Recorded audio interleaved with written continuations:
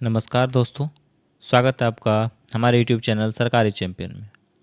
तो अगर आप एसबीआई क्लर्क 2025 की तैयारी कर रहे हैं तो ये आपके लिए बड़ी खुशखबरी है।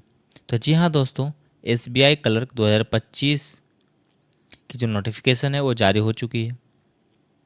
तो इसमें 5,000 प्लस वैकेंसी निकाली गई है। तो ये जो आपका स्टेट बैंक ऑफ इंडिया है, इन्होंने 2025 का जो ऑफिशियली नोटिस है वो जारी कर दिया है और इस बार 5,000 से भी अधिक पदों पर यह भर्ती होने जा रही है। तो अगर आप सरकारी नौकरी की तैयारी कर रहे हैं तो ये मौका बिल्कुल भी अपना छोड़ें। तो इस वीडियो में हम आपको बताएंगे कि कुल वैकेंसी क्या थी, इसमें योग्यता, आवेदन की तिथि, सैलरी क्या है, इसमें आपका सिलेक्शन प्रोसेस क्या होगा। तो हम इन तमाम जानकारियों के बारे में आपको हम इस वीडियो में बताएंगे। तो इस वीडियो में आप अंत तक बने रहें। अगर आप हमारे चैनल पर फर्स्ट टाइम विजिट कर रहे हैं तो आप हमारे चैनल को ज़रूर सब्सक्राइब कर लें, बेल आइकन प्रेस कर लें ताकि कोई भी सरकारी अपडेट्स आपसे मिस ना हो। तो चलिए आपको हम ले चलते हैं एसबीआई कोर्स ओर से जो वो पीडीएफ जारी किया गया ऑफिशियली उसके ऊपर। तो जैसा कि आप यहाँ पे देख पा रहे हैं, ये आपका स्टेट बैंक ऑफ इंडिया का state bank of India SBI का ये ऑफिशियल पीडीएफ है जो कि आप यहाँ पे देख पा रहे हैं, जिसमें से आप यहाँ पे देख पा रहे हैं ये स्टेट बैंक ऑफ इंडिया, इसका जो online registration of application and payment fee वो 6/8/2025 से 26/8/2025 तक आपका ये आवेदन किया जाएगा। तो आगे हम बात करते हैं इसमें जो टोटल नंबर ऑफ़ वैकेंसीज़ कितने हैं। तो सबसे पहले आप यहाँ पे देखेंगे आपके स्टेट वाइज वैकेंसी यहाँ पे है। गुजरात का 220, आंध्र प्रदेश का 310, कर्नाटक का। तो इस प्रकार से ये हर एक स्टेट वाइज यहाँ वैकेंसी है। आप यहाँ पे वीडियो को पॉज करके आप इसको देख सकते हैं अपने स्टेट का कि आपके स्टेट में कितने वैकेंसीज़ हैं। तो ये ओवरऑल आपको यहाँ पे 5,180 पोस्ट इसमें है। टोटल स्टेट वाइज ये डिवाइड किया गया। टोटल आपको यहाँ पे ये 5,180 पोस्ट है। तो चलिए आगे हम बात करते हैं इसके लिए कौन कौन से कैंडिडेट है जो एलिजिबल होंगे, इस फॉर्म को फिल कर सकते हैं। तो इसमें हम सबसे पहले बात करेंगे आपका एलिजिबिलिटी क्राइटेरिया, यानी कि आपका जो एज लिमिट है वो कब से काउंट होगा। तो 1/4/2025 से आपका जो एज है not below 20 and not above 28, 1/4/2025 तक। 28 से ज़्यादा भी नहीं होना चाहिए और 20 से कम नहीं। अगर आप हैं यानी कि 2/4/1997 से लेकर के 1997, इससे अर्लियर नहीं, और नॉट लेटर 1/4/2005, यानी कि 1/4/2005 के बाद कोई नहीं होनी चाहिए। और बाकी बात रहा एज रिलैक्सेशन का, जिसमें से ओबीसी का 3 ईयर्स, SC/ST का 5 ईयर्स, पीडब्ल्यूडी जनरल EWS का 10 ईयर्स, और ये पीडब्ल्यूडी ओबीसी के लिए 13 ईयर्स, और ये पीडब्ल्यूडी SC/ST के लिए 15 ईयर्स। जो एक्स सर्विस मैन है उनके लिए उनका जो एक्चुअल सर्विस वहाँ पे 3 ईयर्स का होना चाहिए, तब जाकर के उनको 8 ईयर फॉर डिसेबल्ड जो होंगे एक्स सर्विस मैन उनके लिए ये इसमें छूट दिया जाएगा एज में। और आगे हम बात करते हैं इसमें आपका जो विडोज़ हैं या डिवोर्स्ड वुमेन उनके लिए 7 ईयर्स का, और फिर जो ट्रेंड अप्रेंटिस ऑफ एसबीआई है उनको जनरल या AWS के हैं तो 1 ईयर, ओबीसी के लिए 4 ईयर्स, SC/ST के लिए 6 ईयर का, और आपका ये पीडब्ल्यूडी जनरल AWS के लिए 11 ईयर्स, और जो पीडब्ल्यूडी ओबीसी हैं 14 ईयर्स, पीडब्ल्यूडी SC/ST है उनके लिए 16 ईयर्स का ये एज रिलैक्सेशन दिया जाएगा। तो चलिए आगे हम बात करते हैं। तो नेक्स्ट हम बात करते हैं दोस्तों सिलेक्शन प्रोसीजर के ऊपर। इसमें आपका सिलेक्शन प्रोसीजर में आपको कितने प्रोसेस से आपको गुजरना पड़ेगा। तो वो है आपका इसमें 3 प्रोसेस, जैसे कि पहले 2 हुआ करता था, एक प्रिलिमिनरी एग्जामिनेशन और फिर दूसरा मेंस एग्जामिनेशन। पर अब आपको यहाँ पे एक और फेज से होकर आपको गुजरना पड़ेगा। चलिए आपको बताते हैं। पहले सबसे पहले क्या है, तो आपका जो प्रिलिमिनरी टेस्ट होगा जिसमें से आपका 100 मार्क्स का होने वाला है, जिसमें आपका जो लैंग्वेज है English language, 30 question 30 marks 20 minute, और न्यूमेरिकल एबिलिटी के लिए 35 क्वेश्चन 35 मार्क्स 20 मिनट, और रीजनिंग एबिलिटी का 35 क्वेश्चन 35 मार्क्स 20 मिनट्स के लिए, यानी कि ओवरऑल आपको 1 आवर दिया जाएगा। 100 क्वेश्चन आपको अटैम्प्ट करने हैं, और यहाँ पे आपका नेगेटिव मार्किंग भी है 1/4 का। और इसके साथ ही नो मिनिमम क्वालिफाइंग मार्क्स, यहाँ पर किसी तरह का कोई भी मिनिमम क्वालिफाइंग मार्क्स यहाँ पर नहीं है। और section wise marks will not be maintained, यानी कि यहाँ पे आपका सेक्शनल कट ऑफ नहीं होने वाला है। ओवरऑल कट ऑफ जो भी आपका होगा, जो भी मार्क्स आप लाएंगे हिंदी में, सॉरी इंग्लिश में, न्यूमेरिकल एबिलिटी में, रीजनिंग में, वो ओवरऑल काउंट होगा। यहाँ पे सेक्शनल कट ऑफ नहीं है, जो कि यहाँ पे साफ साफ देख चुके हैं। और adequate number of candidate in each category decided by the bank 10 times the number of vacancies, यानी कि जो भी आपका नंबर ऑफ वैकेंसीज हैं उसके 10 टाइम्स रिजल्ट यहाँ पे पब्लिश किया जाएगा, और 10 टाइम्स कैंडिडेट मेंस के एग्जामिनेशन में वो बैठेंगे। तो आपको बात नेक्स्ट आपका है ये जो मेंस एग्जामिनेशन में, इसमें आपका क्या क्या सब्जेक्ट एक्स्ट्रा इसमें ऐड हो जाएंगे। तो जनरल और फाइनेंशियल अवेयरनेस, जिसके 50 क्वेश्चन 50 मार्क्स का, और आपको समय दिया जाएगा 35 मिनट की, 35 मिनट का। इसमें जनरल इंग्लिश वही रहने वाले हैं, इस पर यहाँ पे नंबर ऑफ क्वेश्चन बढ़ जाएंगे, 40 क्वेश्चन 40 मार्क्स 35 मिनट। और आपका ये क्वांटिटी एप्टीट्यूड और रीजनिंग एबिलिटी और कंप्यूटर एप्टीट्यूड, ये रीजनिंग के साथ ही अटैच रहता, पर इससे ज़्यादा क्वेश्चन रहते नहीं हैं, पर फिर भी लिखा गया है। पर यहाँ पे आपको यहाँ पे दोनों के लिए 50-50 क्वेश्चन, और एप्टीट्यूड यानी क्वांटिटिव एप्टीट्यूड यानी कि मैथमेटिक्स के लिए आपको यहाँ पे 50 मार्क्स दिए जाएंगे। पर रीजनिंग में आपको यहाँ पे 50 क्वेश्चन के लिए 60 मार्क्स, पर टाइम दोनों के लिए 45-45 पे। तो यहाँ पे आपको ओवरऑल 95 नंबर ऑफ क्वेश्चन है, जिसमें से आपको 200 मार्क्स दिए जाएंगे, जिसके लिए आपको टाइम दिया जा रहा है 2 आवर 40 मिनट। ये आपको यहाँ पे मेंशन का मेंस एग्जामिनेशन का आपका ये कहानी रहने वाली है। इसमें भी आपका सेम नेगेटिव मार्किंग रहेगी 1/4 का, और यहाँ पे mark assigned for question will be deducted for each row. तो चलिए आगे हम बात करते हैं। नेक्स्ट आपका जो फेज़ है, फेज़ 3 है, जिसमें से आपका रहेगा लोकल लैंग्वेज प्रोफिशिएंसी टेस्ट।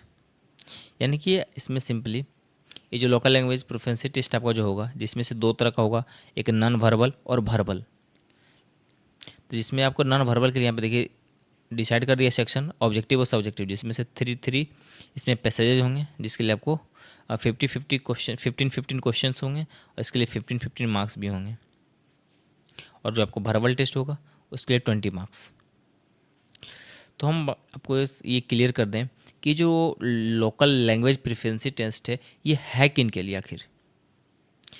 तो ये उनके लिए है जो कैंडिडेट जिस स्टेट से बिलोंग कर रहे हैं, वो किसी अदर स्टेट से अगर फॉर्म फिल कर रहे हैं तो उनको ये लोकल लैंग्वेज प्रोफिशिएंसी टेस्ट देना पड़ेगा। हाँ, कुछ कैंडिडेट वैसे हैं जैसे जो किसी स्टेट से बिलोंग कर रहे हैं, महाराष्ट्र से बिलोंग कर रहे हैं, पर उनके पेरेंट्स केरला में रह के जॉब कर रहे हैं, तो उनके जो बच्चे हैं 10th-12th अगर केरला से किए हुए हैं तो उन्हें ये language local language proficiency test जो है उन्हें देने की आवश्यकता नहीं हो, क्योंकि वहाँ से 10th-12th किए हैं तो वहाँ की जो लोकल लैंग्वेजेज हैं उन्हें मालूम है। तो वैसे कैंडिडेट जो अदर स्टेट से फिल करेंगे ये उनके लिए, उनको यहाँ पे ये लोकल लैंग्वेज प्रोफिशिएंसी टेस्ट देना पड़ेगा। अगर आप इससे बचना चाहते हैं या आप देना नहीं चाहते हैं तो आप अपने ही स्टेट से, आप जिस स्टेट से बिलोंग कर रहे हैं उसी स्टेट से अपना फॉर्म फिल करेंगे, और फिर एग्ज़ाम क्रैक करके अपना एक सीट पक्का करेंगे आप। तो चलिए आगे हम बात करते हैं। तो ये वो स्टेट्स हैं आपका, जिसमें से आप लैंग्वेज क्या क्या है आप इसमें आप लैंग्वेज देख सकते हैं। आप किसी अदर स्टेट में जाते हैं तो आपको यहाँ का जो लोकल लैंग्वेजेस हैं उनके लिए आपको यहाँ पे प्रोफिशिएंसी टेस्ट से आपको होकर के गुजरना पड़ेगा। ये रहा। तो चलिए आगे हम बात करते हैं। नेक्स्ट आपका इसमें आता है एसेंशियल एकेडमिक क्वालिफिकेशन, आपका क्या रहने वाला है इसमें, यानी कि 31/12/2025 तक आप यहाँ पे graduation in any discipline from recognise university, किसी भी रिकॉग्नाइज यूनिवर्सिटी से आप सिंपली ग्रेजुएशन किए हुए होने चाहिए, किसी भी डिसिप्लिन में हो, बस ग्रेजुएशन। और इसमें एक और बातें हैं कि candidate having integrated dual degree IDD certificate should ensure that the date of passing IDD और बिफोर 31/12/2025, इससे पहले का होना चाहिए। और एक और नोट यहाँ पे है, those who are in final year semester of their graduation may also apply provisionally subject to the condition that if provisionally selected they will have to produce proof of having pass the graduation examination on और before 31/12/2025। तो ये उन candidates के लिए है जो final year में है, फाइनल सेमेस्टर है उनका, और वो एग्जामिनेशन दे चुके हैं और वो पास हो चुके हैं, और उनका तो वो अपना जो सर्टिफिकेट उनका है या फिर नहीं इशू हुआ है तो उनका जो प्रोविजनल सर्टिफिकेट हो या फिर मार्कशीट हो, यहाँ पे देख पा रहे हैं मार्कशीट या provisional certificate issued by the university या institute in case the result of particular examination is posted on the website of the university. यानी कि आपके पास नहीं, आप उसके वेबसाइट पर भी अगर पब्लिश हो चुका है तो आप वहाँ से उसको डाउनलोड करके आप इस फॉर्म को फिल कर सकते हैं। तो चलिए आगे हम बात करते हैं। दोस्तों आपको एक बार हम इन इम्पोर्टेंट डेट्स से आपको अवगत करा दें। तो इसमें का जो वैकेंसी है, इसका जो नोटिफिकेशन है वो 5 अगस्त को रिलीज हुआ था, जिसका रजिस्ट्रेशन आपका स्टार्ट हो चुका है 6 अगस्त से, और इसका लास्ट डेट आपका 26 अगस्त है, और इसका जो फ़ी पे के लिए आपको 26 अगस्त की डेट दिया गया। और नेक्स्ट आपका है प्री एग्जामिनेशन का जो ट्रेनिंग है वो आपका सितंबर 2025 में दिया जाएगा। वैसे कैंडिडेट जो कभी एग्जामिनेशन नहीं दिया, अगर आप यहाँ पर प्री ट्रेनिंग देना चाहते हैं एग्जामिनेशन के लिए, तो वो फॉर्म फिलअप करते टाइम आप उसको मार्क करके सेलेक्ट चूज़ कर ले, सेंटर चूज़ कर लेंगे तो आपका वहाँ पे ट्रेनिंग करवा दिया जाएगा।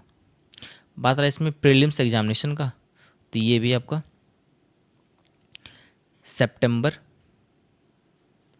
सितंबर से अक्टूबर के आसपास में, यानी सितंबर 2025 ये रखा गया है, क्योंकि अक्टूबर में आपका IBPS का एग्जामिनेशन है, IBPS कलर का।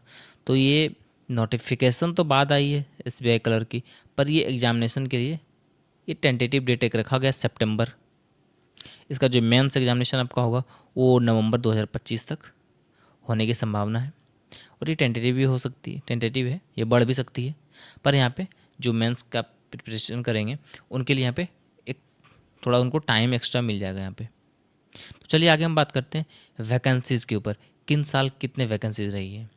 तो यहाँ पे आप देख सकते हैं कि 2017 से लेकर के 2025 तक अब तक ये SBI क्लर्क ने कुछ इस प्रकार नंबर ऑफ वैकेंसीज रिलीज़ किए हैं।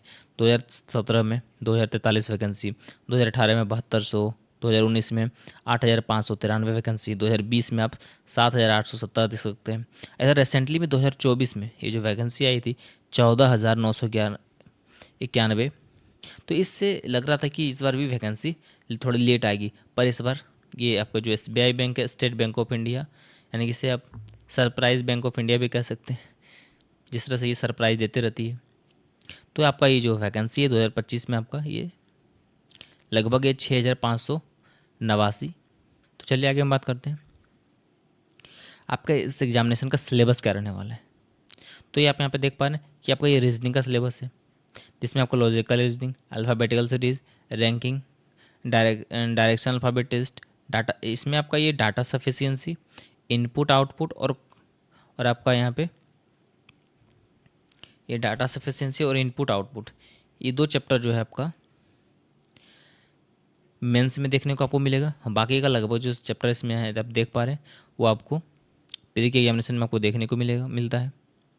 और एक यहाँ पे है आपका ये मैथ का सिलेबस है, जिसमें आपका simplification, profit loss, mixture relation, simple interest, time work, distance mensuration, data interpretation, जिसमें से आपका ये जो क्वांटिटेटिव एप्टीट्यूड है इसको यहाँ पे आपको 3 पार्ट में इसको देखने को मिलेगा।